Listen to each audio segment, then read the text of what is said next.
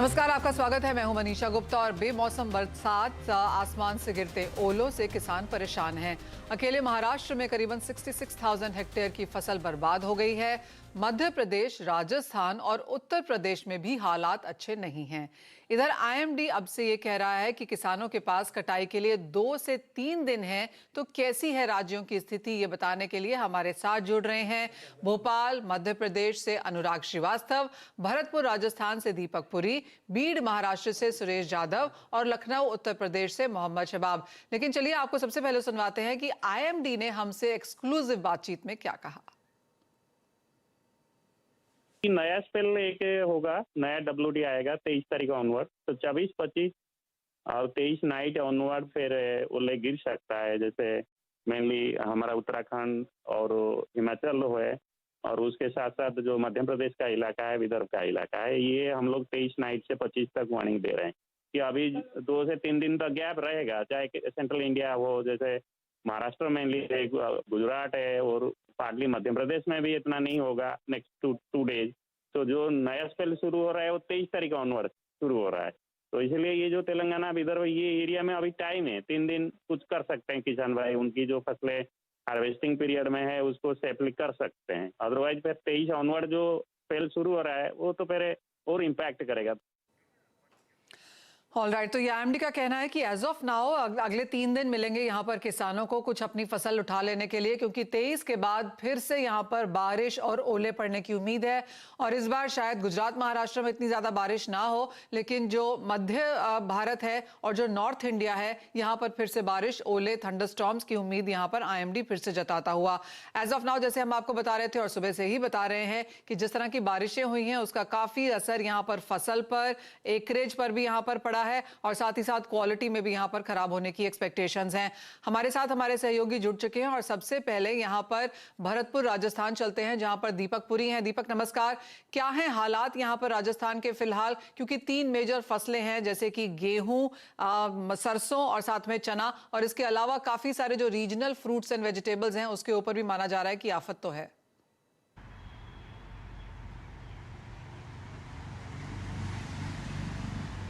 देखिए बिल्कुल मनीषा, मैं सबसे पहले तो अपडेट ये देना चाहूँगा कि मौसम विभाग ने एक बार फिर से चेतावनी दी है और 2 दिन बाद यानी कि 23 और 24 मार्च को जो है ओले गिरेंगे और ज़्यादातर इलाकों में बरसात होगी। ये मौसम विभाग ने चेतावनी दी है क्योंकि राज्य में पिछमी जो विक्षोभ है वो पूरी तरह सक्रिय होने वाला है और उसका जो असर है वो ज़्यादातर भरतपुर संभाग, बीकानेर संभाग, कोटा संभाग और जयपुर संभाग में देखने को मिलेगा। और ऐसे में अब आज की बात की जाए तो आज भी अजमेर है, हनुमानगढ़ इलाका है, ये इलाके हैं जहाँ पर लगातार ओलावृष्टि हुई है, जिससे किसानों की जो फसल है वो पूरी तरह बर्बाद हो चुकी है। और अब लगातार किसान जो है वो सरकार से मुआवजे की गुहार लगा रहे हैं और सरकार ने भी इस पूरे मामले में एक्शन लिया है। सभी जो डिस्ट्रिक्ट कलेक्टर हैं और संभागीय आयुक्त हैं उनको निर्देश दिए हैं कि पूरे ग्राउंड रिपोर्ट पर एक गिरदावरी कराई जाए और उसकी रिपोर्ट जो है राज्य सरकार को भेजी जाए, जिससे जो आपदा प्रबंधन के तहत जो नियमानुसार मुआवजा है वो किसानों को दिलाया जाए। ये जो है निकल करके बात सामने आई है। और सबसे बड़ी बात यह है कि जैसे ही राज्य सरकार के निर्देश मिले तो उसके बाद जो अधिकारी हैं उनके जो पहुंचने का सिलसिला लगातार जारी है, किसानों से बातचीत कर रहे हैं और जो फसल खराब हुई है उसका निरीक्षण किया जा रहा है। अभी भी लगातार कई इलाकों में बारिश का दौर जारी है और सबसे बड़ी बात यह है कि 2 दिन बाद जो मौसम विभाग ने चेतावनी दी है उसका असर चाहे वो भीलवाड़ा हो, चित्तौड़गढ़ हो, राजसमंद हो, भरतपुर के साथ साथ अलवर और ये जो जिले हैं धौलपुर, करौली, सवाई माधोपुर, इन सभी में इसका असर देखने को मिलेगा और ज़्यादातर बरसात के साथ साथ ओलावृष्टि की जो संभावना है वो भी होगी। सबसे ज़्यादा जो नुकसान है वो गेहूं की फसल है और सरसों की फसल है, उसके साथ साथ चना की फसल है और कोटा के अंदर जो जीरा और जो अन्य जो ईसुगोल है उसकी जो फसल की जाती है उसमें भी काफ़ी नुकसान जो है वो देखने को मिल रहा है। और ऐसे में कोटा में जो वहाँ के जो स्थानीय नेता हैं लगातार किसानों से बातचीत कर रहे हैं, उनके साथ पहुँच करके जो फसल खराब हुई उसका निरीक्षण कर रहे हैं और किसानों को भरोसा दिलाया जा रहा है कि लगातार जो आपकी गिरदावरी है उसको अधिकारियों को कराने के निर्देश दिए हैं। आपदा प्रबंधन के तहत जो भी नियमानुसार मुआवजा है वो दिलाया जाएगा। लेकिन सबसे बड़ी बात ये होती है इसमें मनीषा जी कि जो नियमानुसार मुआवजा देने की बात तो की जाती है, लेकिन जो मुआवजा है वो पूरा जो है किसानों तक पहुंच नहीं पाता है। कुछ रुपए, 1000 रुपए के हिसाब से इस तरह की जो मुआवजे हैं वो किसानों को मिलते हैं और किसान बड़ी लागत इसमें फसल में लगाता है। कई काश्तकार तो ऐसे हैं जिनसे हमारी बात हुई, उन्होंने लोन पर लेकर के खेती की थी लेकिन अब वो फसल बर्बाद हो चुकी है। तो ऐसे में उनका कहना है कि जो साल भर का जो पूरा सिस्टम था, जिस फसल से वो साल भर का अपना गुजारा करते थे वो अब पूरी तरह से खत्म हो चुका है। इसका इफेक्ट जो है वो देखने को मिलेगा, क्योंकि अब फसल खराब हुई है तो इसका जो इफेक्ट है वो इस तरह से देखने को मिलेगा कि चारे में महंगाई होगी और लगातार जो दूध है, जब चारा नहीं पहुंचेगा तो दूध में भी वृद्धि, जो दूध के पैसे हैं, दरें उसकी भी बढ़ेंगी। इस तरह के इफेक्ट जो है वो फसल खराब होने के बाद दिखेंगे। और सबसे बड़ी बात यह है कि देखिए ये एक क्लू निकल के आया है कि किसी भी इलाके में जब बरसात होती है तो वहाँ की गिरदावरी कराई जाती है, तो पूरे तहसील की जो काश्तकार होते हैं उसकी गिरदावरी कराई जाती है। उसमें जैसे 1,000 हेक्टेयर जो जमीन है वहाँ पर ज़्यादा अतिवृष्टि के साथ ओलावृष्टि हुई है, वो फसल का गिरदावरी कराई जाती है। उसके साथ पूरी तहसील का जो पूरा आंकड़ा है वो निकाला जाता है और उसके बाद मुआवजा जो है वो किसानों को दिया जाता है। उसमें किसानों को नुकसान हो जाता है, क्योंकि कई जगह फसल ऐसी होती है जहाँ पर 100% फसल नष्ट हो जाती है और कई जगह 25% जो है फसल नष्ट होती है। तो वो आंकड़ा जो है वो 100 और 25 का निकाल करके उसका जो प्रतिशत है उसके आधार पर राज्य सरकार जो है किसानों को मुआवजा देती है। लेकिन भरतपुर में सब बात की जाए तो भरतपुर में सबसे ज़्यादा सरसों की फसल होती है और सरसों का काफ़ी इलाका ऐसा है जहाँ पर सरसों की फसल कटी हुई खेतों में पड़ी थी, लेकिन वो अब बरसात होने के कारण, ओलावृष्टि होने के कारण पूरी तरह खराब हो चुकी है। गेहूं की फसल पूरी तरह लोटपोट हो चुकी है और ऐसे में तस्वीरें में हमने लगातार दर्शकों को दिखाई कि किस तरह। दीपक, हम लगातार आपकी तस्वीरें भी यहाँ पर देखते चले जा रहे हैं और जैसे आपने बहुत डिटेल में हमें बताया कि किस तरह के यहाँ पर नुकसान देखने को मिले हैं, इंश्योरेंस को लेकर चिंताएं हैं, जो लोन्स या लागत यहाँ पर हम किसानों की तरफ से आती हुई नजर आई है उसके ऊपर भी काफी नुकसान यहाँ पर रह सकता है। लेकिन कितने समय में ये सब मुआवजा मिलता हुआ नजर आएगा, ये एक बड़ा सवाल है। ऑफकोर्स आपके पास आएंगे इसके ऊपर बात करने के लिए, लेकिन यहाँ से सीधा चलते हैं लखनऊ, उत्तर प्रदेश। हमारे साथ मोहम्मद शबाब अब यहाँ पर हैं। मोहम्मद, आपने सुना ही जो दीपक कह रहे थे कि यूपी में काफी बुरी, या राजस्थान में काफी बुरी हालत यहाँ पर है। क्या यूपी के भी इसी तरह के संकेत आते हुए नजर आ रहे हैं? कौन सी फसल में दिक्कतें हैं, कौन से एरियाज में एज ऑफ नाउ आप कहेंगे ज्यादा डैमेज या नुकसान देखने को मिला है? और बिल्कुल देखिए, इस बेमौसम बारिश ने और तेज़ आंधी तूफान ने निश्चित तौर पर उत्तर प्रदेश के किसानों को भी बर्बाद किया है, बहुत नुकसान हुआ है। उत्तर प्रदेश में 75 ज़िले, 75 डिस्ट्रिक्ट्स आती हैं, उनमें 72 डिस्ट्रिक्ट्स में यानी कि 72 डिस्ट्रिक्ट्स में मौसम विभाग ने ऑरेंज अलर्ट जारी किया है। उत्तर प्रदेश में पिछले 5 दिनों से रुक रुक कर बारिश हो रही है। बहुत बड़ी इलाके हैं जहां पर ओला गिरे हैं, जिसकी वजह से फसलों को बड़ा नुकसान हुआ है। उत्तर प्रदेश को अगर 4 पार्ट में आप डिवाइड करें, पूरा, पश्चिम, उत्तर, दक्षिण, तो पूर्वी जो उत्तर प्रदेश है वहां पर सरसों के साथ ही दलहन और तिलहन का बड़ा कारोबार है, बड़ा किसान वहां पर है, जिसमें दालें उगाई जाती हैं, जिसमें गेहूं उगाया जाता है, जिसमें सरसों उगाई जाती है। और बेमौसम बारिश ने, ओलावृष्टि ने वहां पर फसलों को पूरी तरह चौपट किया है। इसके बाद आप जब पूरब से पश्चिम की तरफ आते हैं तो उत्तर प्रदेश का पश्चिमी इलाका वो है जहां पर गन्ना किसान सबसे बड़ी तादाद में है और वहां पर आलू की पैदावार उत्तर प्रदेश में सबसे ज्यादा होती है। यहां पर स्थिति यह है कि अब आलू की खेती बिल्कुल जो है वो खराब होने की नतीजे पर आ गई है, क्योंकि इससे पहले आलू को सही दाम नहीं मिल पा रहा था, किसान इससे परेशान था और अब किसानों का जो बचा हुआ आलू फसलों के तौर पर था वो अब सड़ने की कगार पर है, क्योंकि पिछले 5 दिनों से बारिश हो रही है और मौसम विभाग ये कह रहा है कि अभी आने वाले दिनों में इससे निजात नहीं मिलेगी। इसके बाद जब आप उत्तर प्रदेश के उत्तर और दक्षिण इलाकों में आएंगे तो यहां पर गेहूं की फसलों में जो है खेती होती है, लिहाजा एक बड़ी जो आबादी है किसानों की वो यहां पर गेहूं की पैदावार करती है। बेमौसम बारिश ने, ओलावृष्टि ने खड़ी फसल को गिरा दिया है, किसान तबाह है। निश्चित तौर पर यह एक बड़ा नुकसान का संकेत है। हालांकि उत्तर प्रदेश की सरकार ने, योगी आदित्यनाथ ने सभी डिस्ट्रिक्ट एडमिनिस्ट्रेटिव को ये दिशा निर्देश दे दिए हैं कि अपने अपने जिलों में इस बात का आंकलन करें कि वहां पर कितना नुकसान हुआ है और इस नुकसान की भरपाई कैसे किसानों को की जाएगी। इन तमाम चीजों को लेकर के जो रिपोर्ट है वो डिस्ट्रिक्ट एडमिनिस्ट्रेशन, जिला प्रशासन जो है वो आला अफसरानों को भेजेगा, उसके बाद आगे की जो कार्रवाई है वो की जाएंगी। लेकिन ये बात तय मान लीजिए कि उत्तर प्रदेश में अभी आने वाले 4 से 5 दिन मौसम इसी तरीके का रहेगा। आने वाले 4-5 दिनों तक मौसम का मिजाज जो है वो ऐसे ही रहेगा। कई जगहों पर बारिश की संभावनाएं हैं, कई जगहों पर आंधी की संभावनाएं हैं। उत्तर प्रदेश में चूंकि आम पैदावार जैसे आपने कहा मोहम्मद, मौसम में आम के बौर होते हैं वो आ जाते हैं और इसके बाद आमों की फसल नुकसान पहुंच सकता है। जैसे आपने कहा बहुत सारी फसलें हैं, फल हैं, सब्जियां हैं और एसेंशियल कमोडिटीज हैं जहां पर ये नुकसान आते हुए नजर आ सकता है। जैसे कहा भी जा रहा है कि फरवरी का महीना यहां पर मुश्किल था क्योंकि 122 सालों में सबसे ज्यादा गर्मी इस महीने में आते हुए नजर आई और उसके बाद मार्च में जिस तरह की बारिश और ओले पड़े हैं उसके एक दोहरी मार यहां पर हमने किसानों को आते हुए देखी है। जैसे हमने सुना ही कि किस तरह से राजस्थान में और यूपी में यहां पर बड़े बड़े नुकसान की फिलहाल बातें की जा रही हैं। लेकिन अब चलते हैं भोपाल, मध्य प्रदेश में और यहाँ के तो हमने काफी सारी पिक्चर्स देखी हैं कई लोगों ने कई सारे ट्वीट्स यहाँ पर डाले कि कैसे मध्य प्रदेश कश्मीर जैसा दिखना लगा है, उस तरह के ओले यहाँ पर पड़े हैं और क्लियरली यहाँ पर भी फसलों को काफी नुकसान है। अनुराग श्रीवास्तव, क्या है आपके पास लेटेस्ट रिपोर्ट्स यहाँ पर? देखिए, अभी तक जो राज्य सरकार की तरफ से सर्वे कराया जा रहा है उसमें 20 जिलों में बारिश और ओलावृष्टि से फसलों के नुकसान पहुंचने की खबर निकल कर आ रही है। और जो बड़े पैमाने पर फसलों को नुकसान पहुंचा है, सिर्फ गेहूं नहीं, फल, सब्जी और चने की फसलों को भी नुकसान पहुंचा है। बुंदेलखंड के मालवा निमाड़ के कई जिले प्रभावित हुए हैं, भोपाल, होशंगाबाद, सागर, इसके अलावा सीहोर और जो बुंदेलखंड के कई जिले हैं वहां पर भी इसी तरीके के हालात हैं। मालवा निमाड़ की बात करें तो खरगोन, धार में भी इसी तरीके से ओलावृष्टि होने से फसलों को नुकसान पहुंचा है। और अभी जो है राज्य सरकार ने सर्वे के निर्देश दे दिए हैं। पहले चरण का सर्वे का काम पूरा हो चुका है, दूसरे चरण का सर्वे चल रहा है, लेकिन मौसम विभाग ने अभी संभावना जताई है कि 2 से 3 दिन तक प्रदेश में बारिश और ओलावृष्टि के हालात हो सकते हैं। प्रदेश में शहडोल संभाग और महाकौशल के कुछ जिलों में बारिश और ओलावृष्टि की संभावना जताई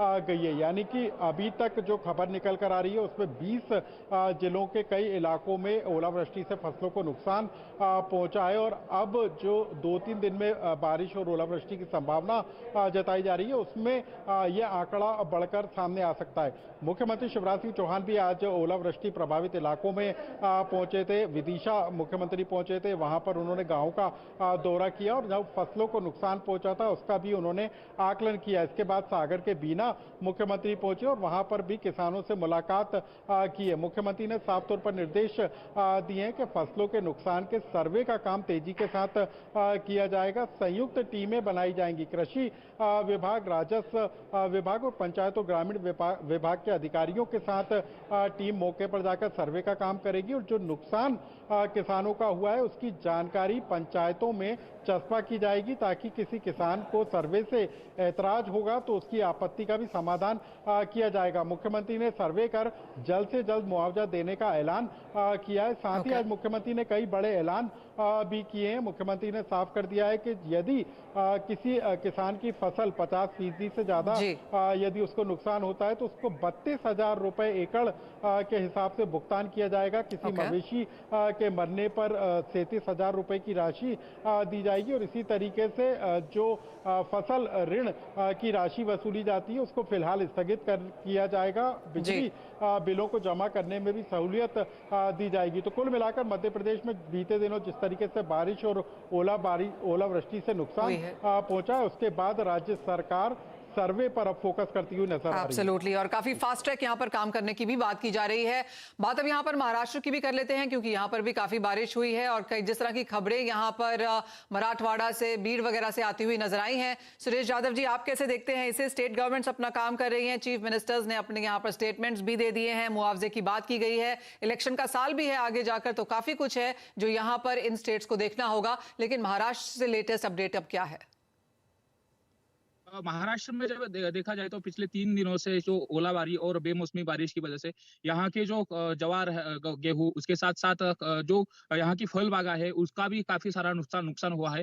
उसके साथ साथ जो यहाँ पे स्ट्राइक चल रहा था कर्मचारियों का जो पेंशन के बारे में, तो उसी की वजह से अभी तक जो पंचनामा और जहाँ खेती में जाके जो यहाँ के कर्मचारी है उनको जो पंचनामा करके रिपोर्ट गवर्नमेंट को देनी थी, अब तक वो काम शुरू है।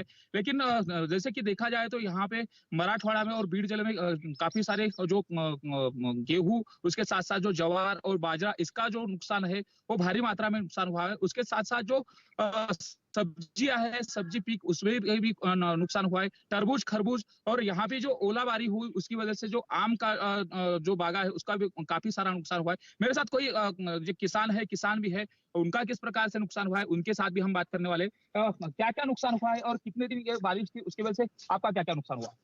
हमारे इधर बारिश 3 दिन चालू, 3 दिन के अंदर मिर्ची बहुत नुकसान हो गया और तरबूज में सब से ही गिर गए, यानी गार पट से सब पूरा गिर गए। ये नुकसान है हमारे। अच्छा, कोई प्रशासकीय अधिकारी आपकी तरफ आया था क्या? पंचनामा वगैरह हुआ है? कोई नहीं आया हमारी तरफ, कोई आया नहीं, अधिकारी नहीं, कोई नहीं।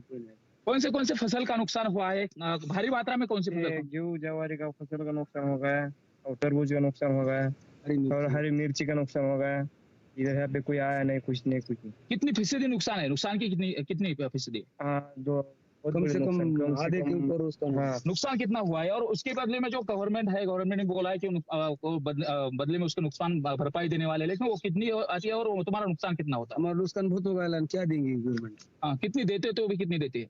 हमको क्या 20-25 हजार रुपए देंगे एकड़ को, ऐसे देना चाहिए उन्होंने हाँ। हमारे, अच्छा क्योंकि हमारे नुकसान हुई चुकी बहुत बड़ी। अच्छा, अभी देखा जाए तो जिस खेती में हम खड़े हैं वो तरबूज की खेती, कितना इसका कितना खर्चा आया था और अभी जो नुकसान हुआ है उसमें कितना नुकसान? ये तरबूज और खेती के इसमें अपन खड़े हैं, तो ये तरबूज 1 एकड़ तरबूज को इसको खर्चा है कम से कम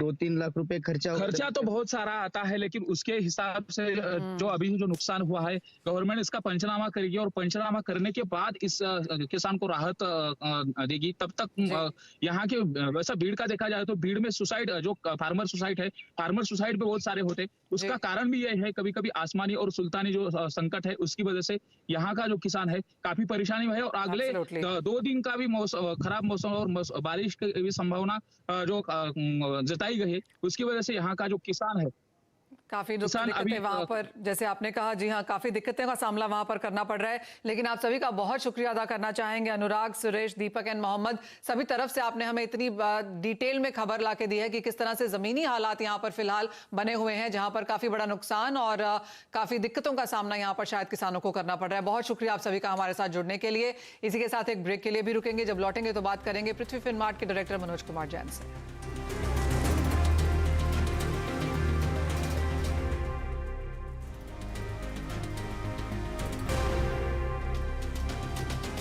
आपका स्वागत है और पृथ्वी फिनमार्ट के डायरेक्टर मनोज कुमार जैन हमारे साथ हैं। मनोज जी, आपने पूरी कॉन्वर्सेशन सुनी जो हमारे सभी सहयोगियों ने बताया कि जमीनी हालत यहाँ पर क्या है, किन कमोडिटीज पर इम्पैक्ट देखते हैं आप भी? नमस्कार मनीषा जी, बिल्कुल यहाँ पे जिस तरह से बेमौसम की बारिश जो है काफी बड़े एरिया में देखने को मिली है और अब मौसम विभाग की जो खबरें निकल कर आ रही है तो वर्ष 2023 में यहाँ पे एल नीनो का जो खतरा है वो बरकरार रहेगा। तो उसके चलते हमारा मानना है कि यहाँ पे ग्वार कॉम्प्लेक्स और मसालों के ऊपर नजर रखकर चलना चाहिए। ग्वार में हमने निचले स्तरों से अच्छी रिकवरी देखी है और ये यहाँ पे जो है एक्सटेंड होती हुई दिख सकती है। ग्वार में 5,800 5,900 तक के स्तर फिर एक बार देखने को मिल सकते हैं। वहीं ग्वार गम में भी हमारा मानना है कि 12,300 से 12,500 तक के स्तर यहाँ देखने को मिलेंगे। वहीं धनिया और जीरा में भी निचले स्तरों से रिकवरी देखने को मिली है और ये आगे कंटिन्यू हो सकती है। तो ओवरऑल यहाँ पे ग्वार कॉम्प्लेक्स और मसालों के ऊपर जो है नजर रख के चलना चाहिए। तो ये तो बात हुई मौसम की, लेकिन दूसरी हेडलाइन मनोज जी यहाँ पर क्लियरली अंतर्राष्ट्रीय बाजारों से आती हुई यूएस फेड की मीटिंग से पहले किन नॉन एग्री कमोडिटीज पर है आपकी नजर? यहाँ पे यूएस फेड की आज से 2 दिन की मीटिंग स्टार्ट होगी और जो मीटिंग के आउटकम्स हैं वो कल देर रात 11:30 बजे आएंगे भारतीय समय के अनुसार। जैसा कि पहले उम्मीद की जा रही थी कि 25 से 50 बेसिस पॉइंट का रेट हाइक ये मीटिंग में देखने को मिल सकता है, लेकिन लेटेस्ट जो बैंकिंग क्राइसिस यूएस और यूरोप में देखने को मिला है उसके बाद अब जानकारों का मानना है कि शायद यहाँ पे यूएस फेड की तरफ से ब्याज दरों में जो बढ़ोतरी है वो मीटिंग में देखने को ना मिले और उसी के चलते हम देख रहे हैं कि यहाँ पे नॉन एग्री कमोडिटीज में स्पेशली आज मेटल पैक और कच्चे तेल में एनर्जी कॉम्प्लेक्स में निचले स्तरों से रिकवरी देखने को मिली है। तो हमारी यही सलाह रहेगी कि एक बार फेड मीटिंग के आउटकम के पहले प्रीशियस मेटल्स में स्पेशली गोल्ड में मुनाफा वसूली करना चाहिए। वहीं बेस मेटल्स और एनर्जी में शॉर्ट की पोजीशन जो है वो नहीं रखना चाहिए, क्योंकि अगर यहाँ पे रेट हाइक नहीं होता है तो फिर इंडस्ट्रियल मेटल्स और एनर्जी में बढ़त देखने को मिल सकती है और गोल्ड में एक मुनाफा वसूली यहाँ पे आती हुई नजर आएगी। ऑलराइट, यानी कि काफी कुछ डिपेंड करेगा कि यूएस फेड यहाँ पर कल क्या करता है। तो एक क्वेश्चन यहाँ पर हमारे एक्सपर्ट की तरफ से आती हुई। मनोज जी, एज ऑलवेज बहुत शुक्रिया साथ जुड़ने के लिए और उन तमाम कमोडिटीज पर राय भी देने के लिए। मुझे भी दीजिए इजाजत, ब्रेक के बाद लेकर आएंगे आवाज समाचार।